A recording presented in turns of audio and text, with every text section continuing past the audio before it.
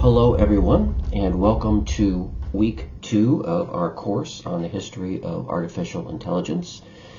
This week we're going to move on from the earlier dreams of artificial life that we explored in week 1, and we're going to be looking this week into the moment when artificial intelligence really begins to take shape as a real field of research.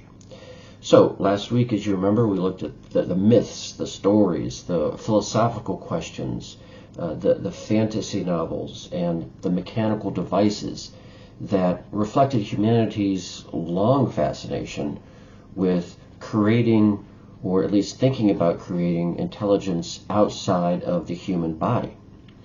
This week, we enter the more concrete realm, which is the world of digital computers, post-war science, and the first serious attempts to define what machine intelligence might actually be. So, welcome to the world of the AI pioneers from the 1950s and the 1960s. And that really is the central theme of this week, the question, what is artificial intelligence? As you'll quickly see, there's no single or easy answer to this question, then or now. Even in the early years, different thinkers imagined AI in very different ways. Some believed that artificial intelligence meant logic and computing power, reasoning. Others emphasized problem solving, communication, language, or even game playing, like chess. Others began to even question whether a machine could ever truly understand anything at all, or whether what machines were doing was simply creating the appearance that they had intelligence. So from the very beginning, artificial intelligence was not one settled idea. It was a debate. It was a conversation about what intelligence is, how intelligence works, and whether a machine could ever actually possess it. Now let's look at our core learning materials from this week. And the core materials look at this debate from several important angles and also several important perspectives in time. We're going to start in the late 40s and the 1950s with perspectives from the era of the AI pioneers. We're going to jump to the present and look at this perspective from someone looking back at it in retrospect. And then we're also going to look at a piece that was written in 1999, which sort of bridges the gap between the present and the past. So let's look at what some of these core learning materials are that we're all going to be looking at. We begin at the very beginning in this time period with Edmund Berkeley's Giant Brains or Machines That Think. We are all going to be reading the preface and the first chapter that's entitled Can Machines Think? Keep in mind that this book was published in 1949. That's just 4 years after World War II, and this really starts the very beginning of the AI pioneering era. Berkeley is writing at this critical moment. This is the moment when electronic computers were still unfamiliar to most people. And what's striking about his work is that he's already asking his readers to think of these machines as something more than calculators. And that goes back to the title of the book itself, Giant Brains or Machines That Think. He invites us to imagine these giant machines as mechanical brains, capable of handling information, comparing possibilities, and making choices in a way that he believes is an example of intelligence.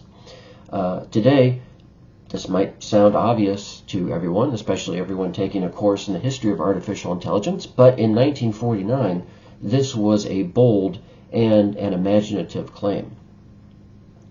Then we're going to jump to the present, and we're going to listen to a podcast called The History of AI 1960s, and this helps us bring the early It helps us to see the early excitement of the AI pioneers in this field. This was a podcast from 2025, and so we go from Berkeley's writing as an early observer in 1949 all the way to the recent present. And I like this podcast because it does capture the enthusiasm, the optimism, the belief of this era that machine intelligence was near to the early pioneers' minds.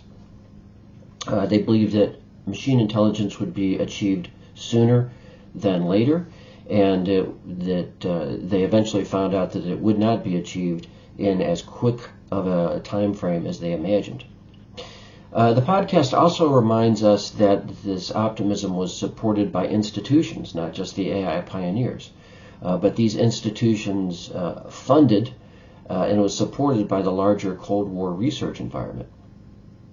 And again, as this podcast concludes, the problems of machine intelligence turned out to be far more complex and difficult than many of these early researchers expected.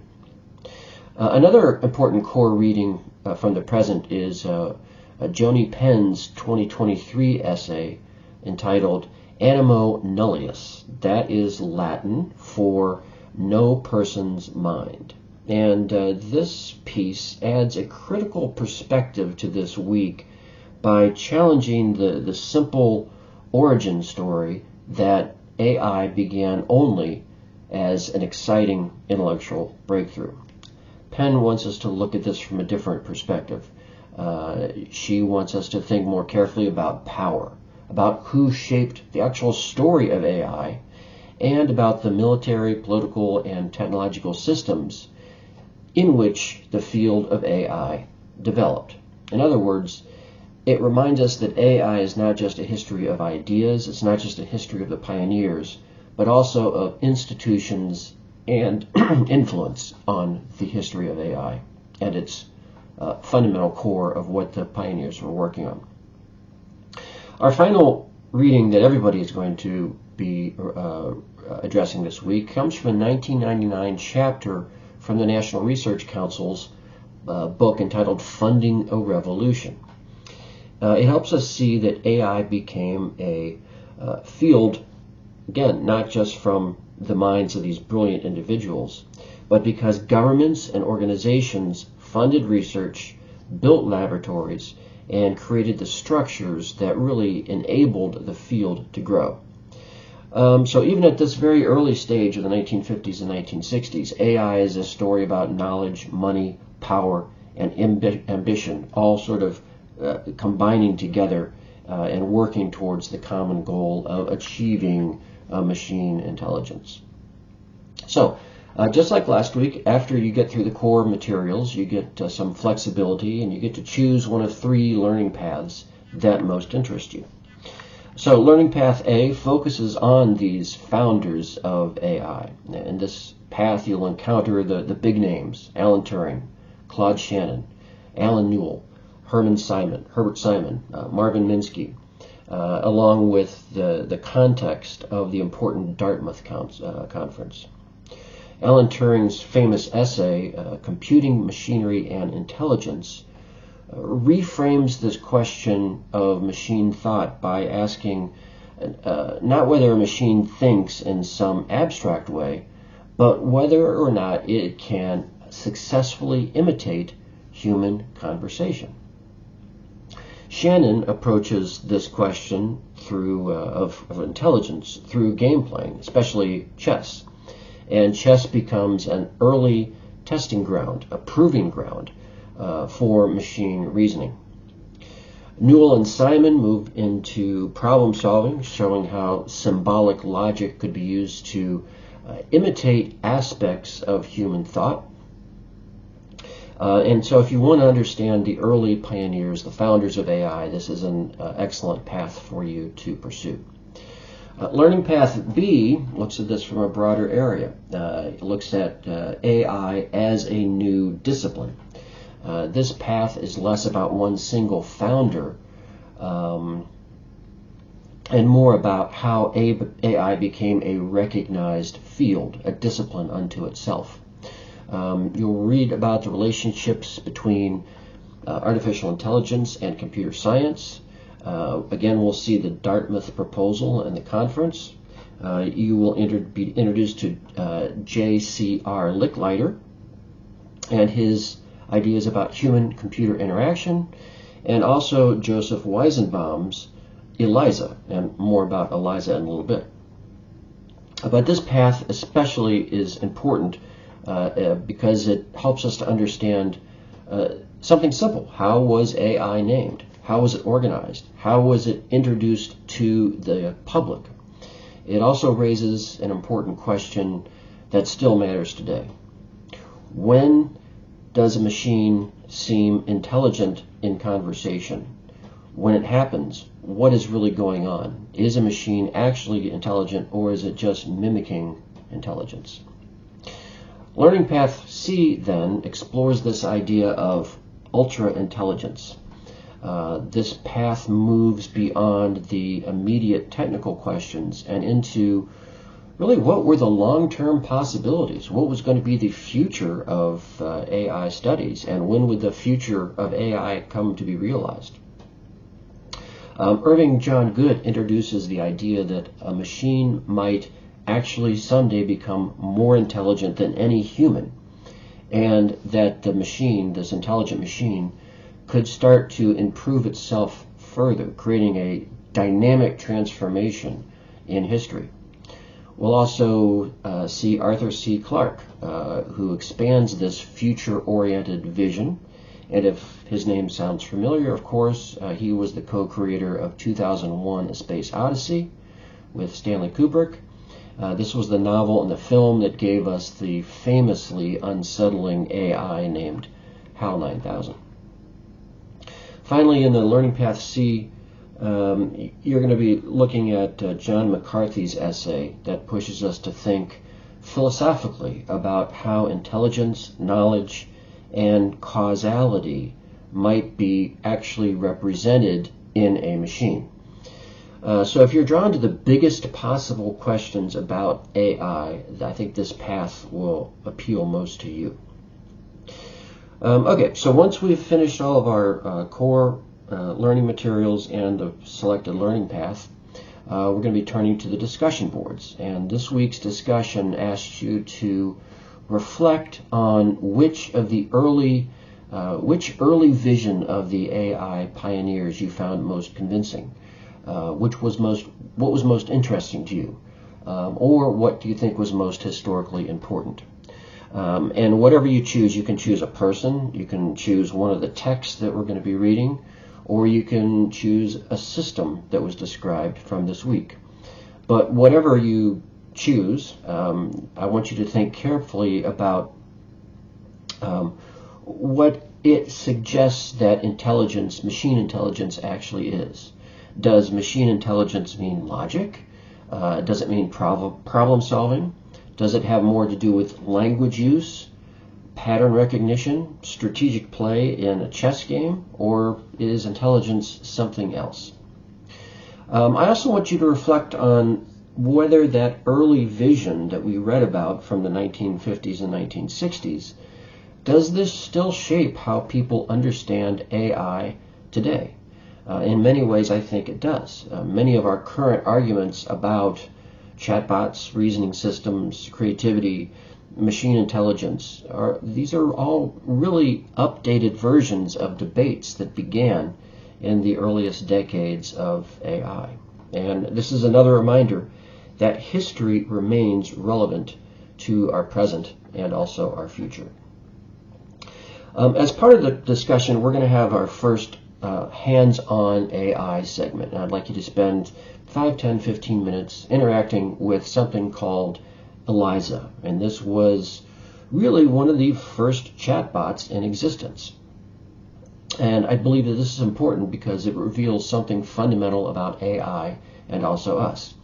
It shows us how even a simple program, and the first of its kind, can create an impression, or at least a limited impression in some instances, of understanding through language alone. ELIZA was created in 1966, so you got to keep this date in mind. And you're going to be interacting with this ELIZA chatbot on the web today.